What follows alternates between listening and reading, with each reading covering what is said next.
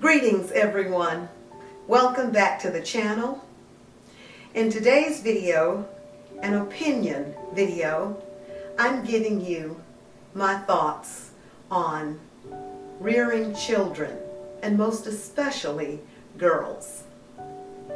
I say, having been raised this particular way, that parents need to ban the precept or the notion of raising children in the vein of you are supposed to be quiet, always, seen and not heard. That is a detriment to a child's development. And parents, especially, most especially, black parents, need to banish that way of rearing children. I think African American parents use that, not all African American parents, but enough African American parents to make a difference. I think they use that premise, children should be seen and not heard, to exert an adult power on a child. What does that mean? What do I mean by that? I mean, if they feel powerless in the world, then they will come home and demand a sort of faux power, even if that power is to stand before your child and relegate that the child be quiet, be silent, stand in the room if you must, if not get lost. But if you must be in this space, then be quiet. You have no opinion, no one wants to hear you. Speak when spoken to. I am not a proponent for that type of child rearing. All that does is it teaches children to be silent when they need to speak up. You need to teach your child to speak and have open communication with you, because if that child cannot trust you to speak to you about their accomplishments, about their pains, about their sorrows, their sadness, their triumphs, then you have an issue and the child has an issue, and you need to face your own issues so that you can help your child face his or hers. If a girl child experiences, and a male as well, rape, and they have been taught to be quiet, that you don't have a voice and it doesn't matter, then that child will learn to be quiet and suffer in silence. Suffer the abuse in silence without being confident enough to tell you as a parent, this is what is happening to me. But a child needs to be able to rise above the silent hurt and tell, no matter what. And you need to make sure your child understands that. You need to create an amicable bond between you and your child so that your child feels confident enough to speak with you about anything that's going on in that child's life. A silent child who is seen and unheard learns to grow into an adult who is also seen and unheard, and is not able to speak to a perpetrator and say, stop, you will not abuse me anymore. If a child has not had that in the background, that child will not be strong enough to say that to someone, even as an adult. Because what they've learned in childhood is that potent, it's that powerful. Parents, I'm not blaming anyone. I'm just saying, do better. If you know better, do better. Encourage your children to speak up. Girl children should be raised to be confident and beautiful and creative and adventuresome. Stop letting your boys run free without any home training or talks between mom and dad with this young man. You just go on out and do whatever you want to do. But with a little girl, you stay in your room. You be quiet. You clean these dishes. You clean the floor. and just do what I say. You don't need to be out in the street. When girl children don't know how to orchestrate themselves out in the street with friends, then they become adults who don't know how to tell someone, no, you're violating me. No, you're in my space. They don't have the interrelationship skills needed to navigate something that is supposed to be as delightful as dating when they become dating age. It's like third world countries, and I can't even say third world countries, leading nations, where the girl is told, get away from that boy, you don't need to be around boys.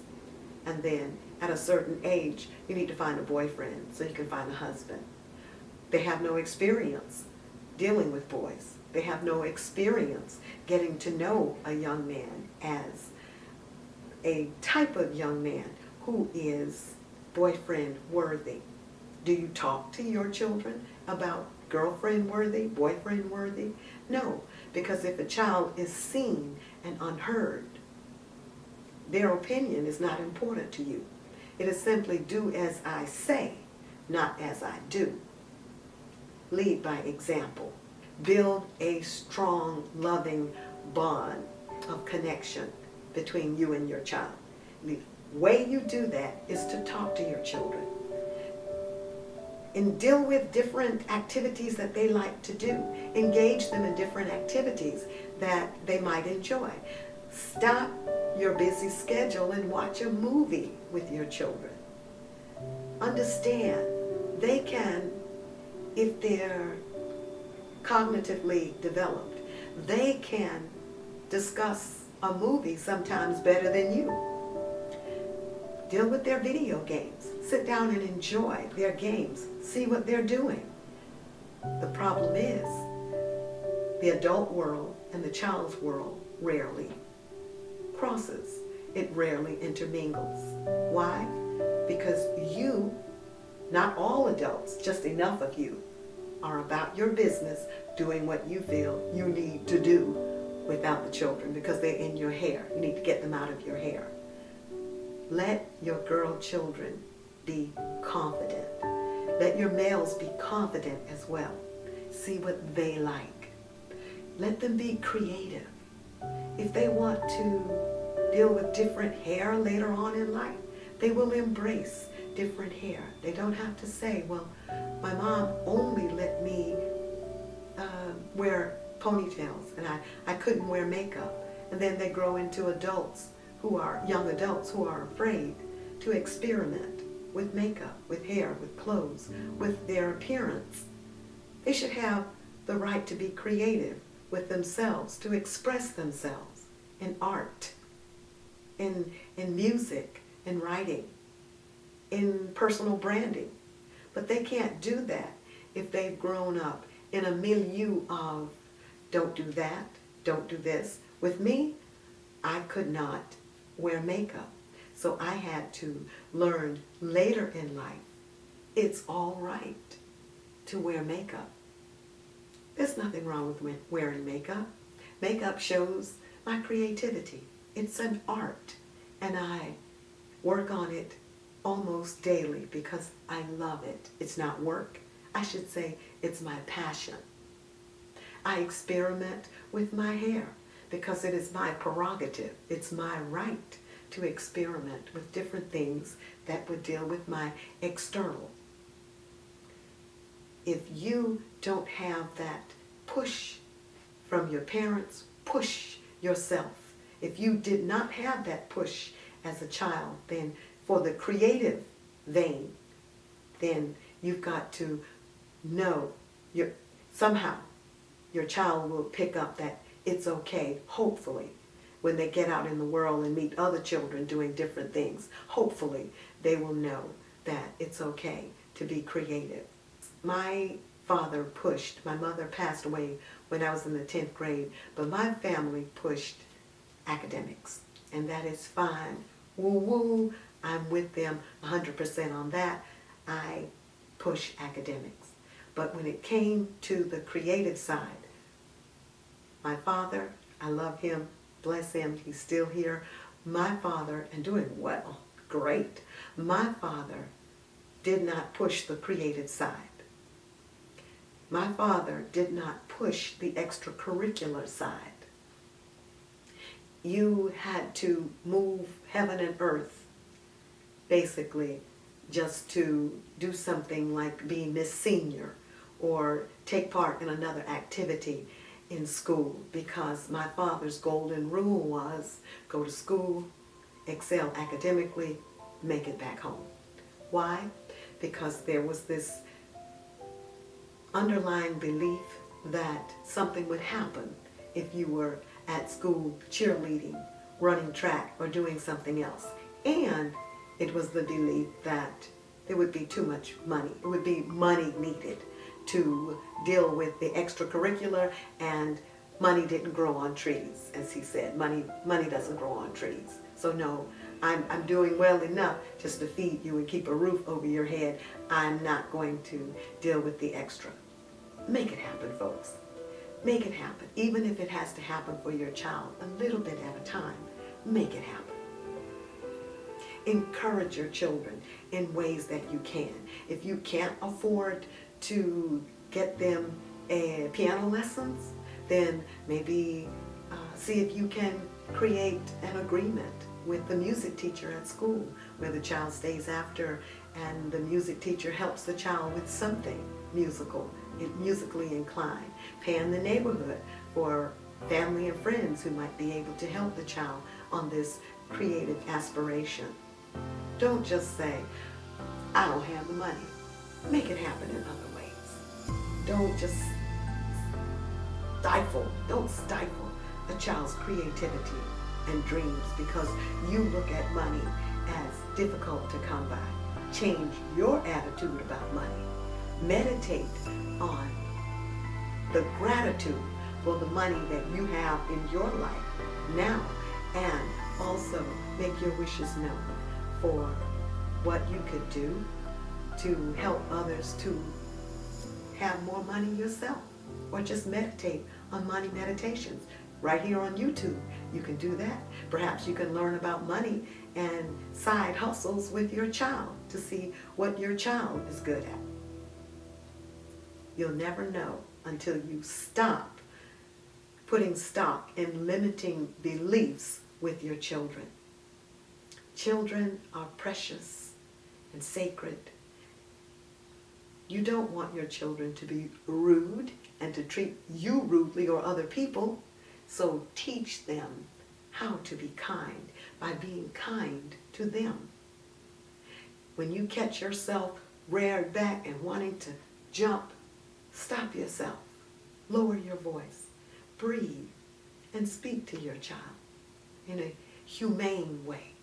Contain your anger and let a child learn that they don't have to grow up with a rod so stiff that they're always expecting the boom. And I know the Bible says spare the rod and spoil the child. But I am saying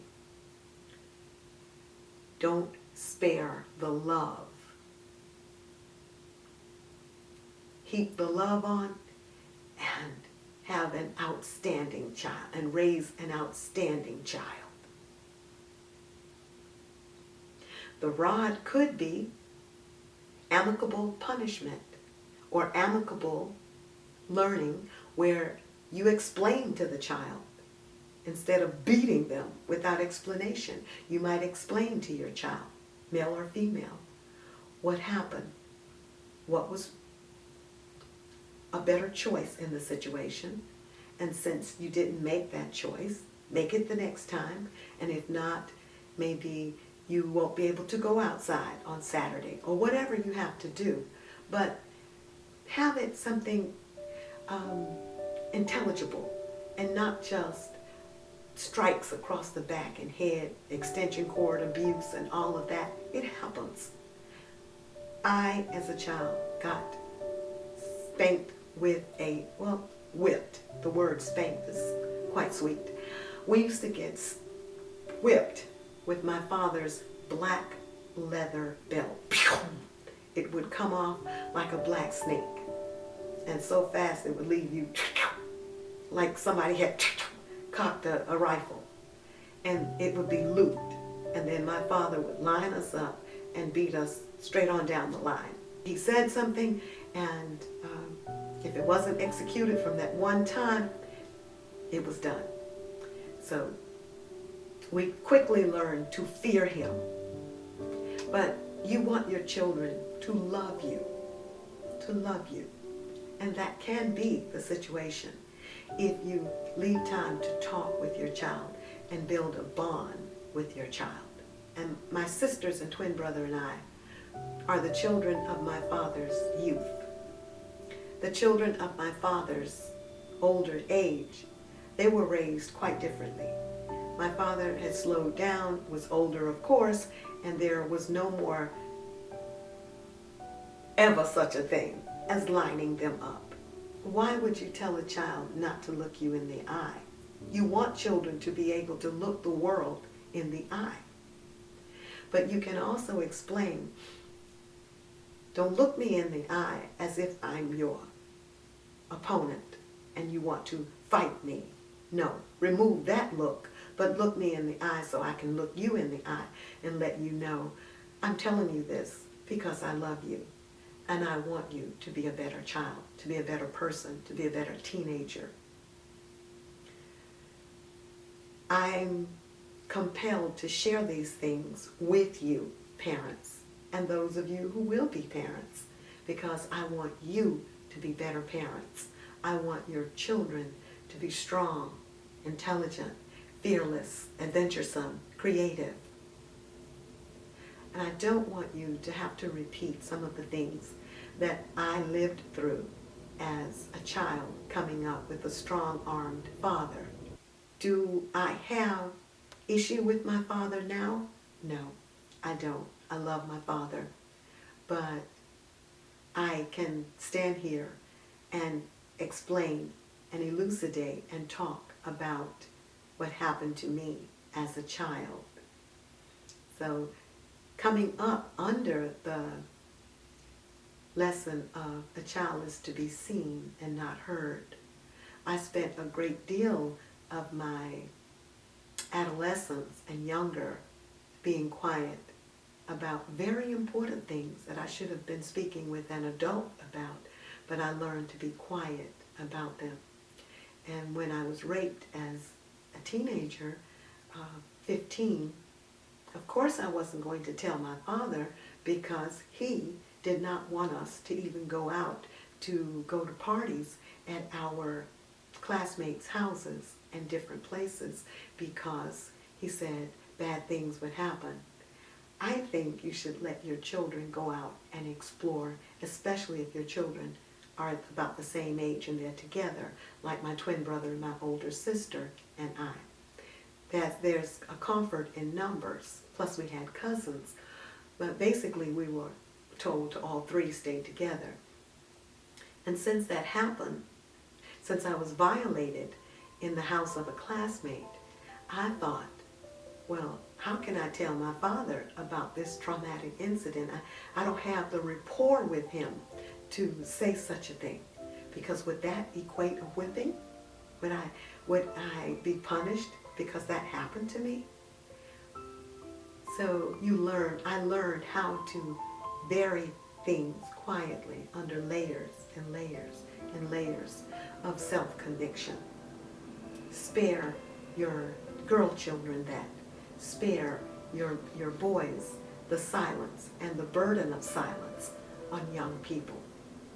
Teach them, let them go out and know how to be wholesome and comfortable in the presence of other young people and how to know about boundaries. Teach them about boundaries and what should and should not happen and don't be gullible. Sometimes, yes, I was gullible, but sometimes you can be gullible because you have no experience. Some children speak up right away. No, you cannot do this. No, don't do that. I'm going to tell. And they tell because they have that quality in them to speak up, whether it's cultivated or not. mine was suppressed. So for a large part of my younger years, I was silent, seen, and unheard. And then later on, I came into myself as, I would say, not in high school, I would say in college, I began to blossom and grow and come out and speak. But then in intimate relationships, the same thing would happen. I would fall back on the dynamics of remembering a father who was, in many instances, oppressive, and I would succumb to silence and feeling second best in the presence of someone who was supposed to be loving and supportive and a mate. So you realize in that situation, coming from the past that you're coming from, that perhaps you're not worthy and you don't have a voice and your voice doesn't matter. And so when someone picks up on that attitude, then they begin to squelch you and step on you and stand on you.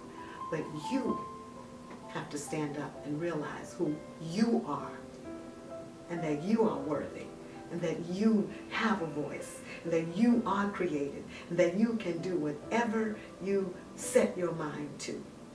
So let's all be better. Parents, children, teenagers, young adults, let's all be better and stand up straight and live this life with passion and joy and conviction and kindness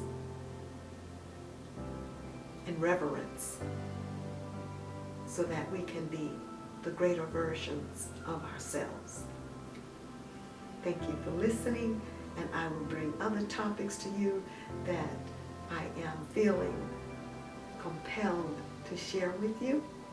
And if you have a topic that you want to hear my thoughts on, then you can leave them below this video, or you can